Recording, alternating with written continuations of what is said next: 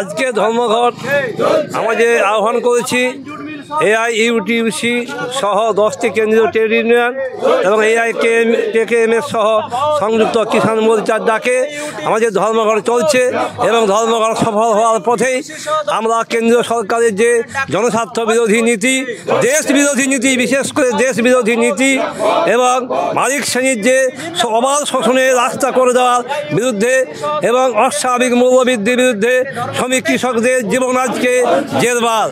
তাই তাদের জীবন জীবিকার স্বার্থে বেসরকারিকরণের বিরুদ্ধে ব্যাংক, বিমা, রেল, খনি এমনকি এদেশের সমস্ত কিছু যে কেন্দ্রীয় সরকার বেসরকারিকরণ করে দিচ্ছে, অর্থাৎ ব্যক্তি মালিকানার হাতে বিক্রি করে দিচ্ছে সরকারি প্রতিষ্ঠানকে, যে রক্তে জল করা শ্রমিক সংগঠন দীর্ঘদিন ধরে 8 ঘন্টা কাজের দাবিতে মে দিবসে যে আহ্বান, সেই দাবিকে মারিয়ে তারা 14 ঘন্টা 16 ঘন্টা তাদের খাটানোর ব্যবস্থা করছে।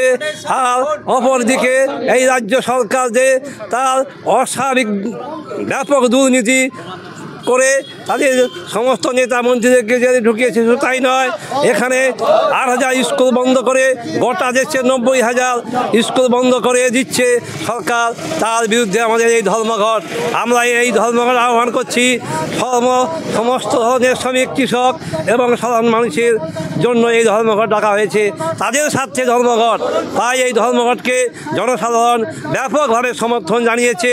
আজকে ব্যাংক ট্যাঙ্ক সমস্ত বন্ধ রেখে ধর্মঘট সফল হওয়ার পথে আমরা দাবি করছি।